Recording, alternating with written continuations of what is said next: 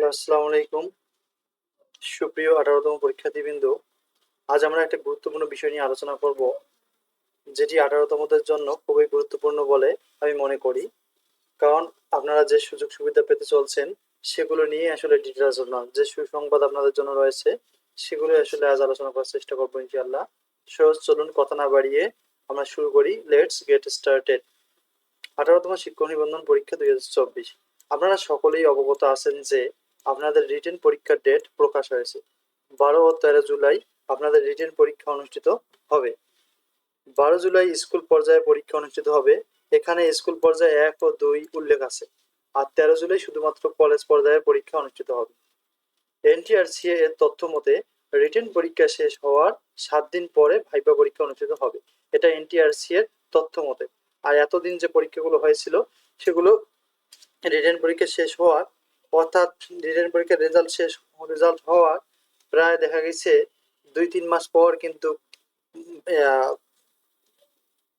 Viva পরীক্ষা অনুষ্ঠিত হতো। কিন্তু এবার যে আলোচনা তারা করেছে, এনটিআরসি এর তথ্য মতে রিটেন পরীক্ষা শেষ হওয়ার ৭ দিন পরে ভাইভা প্রতিষ্ঠিত হবে। জানি না কতটা কার্যকর হবে, তবে তারা আর কি বলেছে এই ঘোষণাটা, যা আগে কখনো হতো না।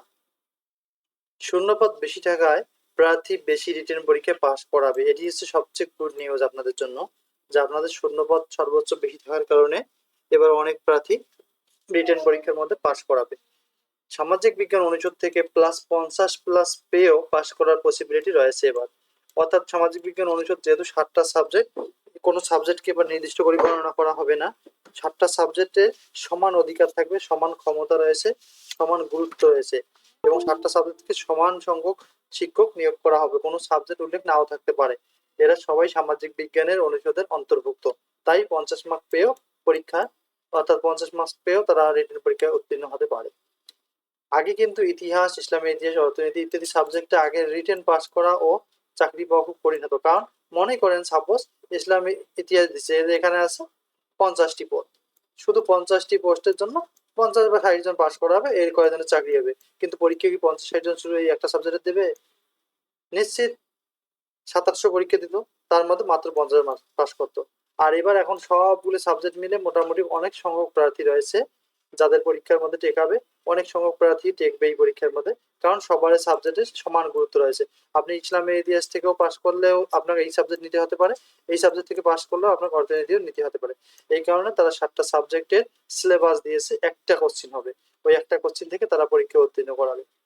কিন্তু এখন আর এরকম হচ্ছে না, কারণ সামাজিক বিজ্ঞান অনুষদ থেকে এখন ৭ সাবজেক্ট মিলে পরীক্ষা হবে, এবং ৭ সাবজেক্টের কোশ্চিনও সেম হবে। তাই এখানে শূন্যপদ বেশি থাকবে এবং প্রার্থী বেশি পাস করাবে। সবচেয়ে গুরুত্বপূর্ণ কথা হলো, এখানে ৭ সাবজেক্টের প্রতিটি সাবজেক্টের সমান গুরুত্ব থাকবে। অর্থাৎ আপনি কোন সাবজেক্ট নিয়ে পড়ছেন, আপনার সাবজেক্টের গুরুত্ব সেম থাকবে। আপনারা জানেন যে আমরা ডিজিটাল আমাদের একটা প্রচার মাধ্যম, আপনারা জানেন যে আমরা ৭ সাবজেক্টের ১০ ইউনিট ভিত্তিক সিলেবাস ভিত্তিক, অর্থাৎ আমরা ৬০টি সৃজনশীল, অর্থাৎ ৬০+ সৃজনশীল প্রশ্ন উত্তর তৈরি করেছি, যা আসলে এনটিআরসি তে নিবেদিত রয়েছে এরকম কিছু শিক্ষক দ্বারা আসলে নির্মিত, যা থেকে পরীক্ষায় কমন পাওয়া সম্ভব। কারণ সিলেবাসের বাইরে তো আর প্রশ্ন আসবে না, সবটাই আমরা সিলেবাসের মধ্যেই করেছি। অলরেডি যারা নিয়েছেন তাদেরকে অসংখ্য ধন্যবাদ। সাজেশনটি সুলভ মূল্যে পেতে হোয়াটসঅ্যাপ নাম্বারে যোগাযোগ করার জন্য বলা হলো। এই নাম্বারে আপনারা যোগাযোগ করলে আপনারা সামাজিক বিজ্ঞান অনুষদের যে ৭টা সাবজেক্টের 10টা ইউনিট হবে, ওই রিলেটেড প্রশ্নগুলো আপনারা পেতে পারেন এবং অল্প সময়ের মধ্যে প্রিপারেশন নিতে পারবেন। যারা সাজেশনটি নিয়েছেন তাদেরকে অসংখ্য ধন্যবাদ। 2টি পিডিএফ কমপ্লিট করেন, আমরা আশা রাখছি এখান থেকে আপনারা 90+ মার্কস কমন পাবেন। 18তম পরীক্ষার্থীর জন্য শূন্যপদ থাকবে ১,০০,০০০+।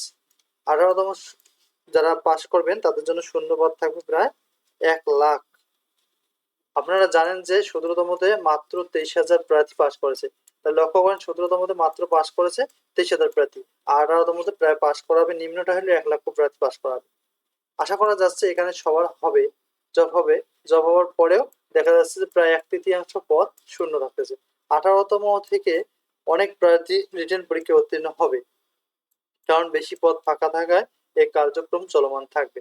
অনেক স্কুলে শিক্ষক সংকট থাকায় 18তম কার্যক্রম খুব শীঘ্রই শেষ করবে।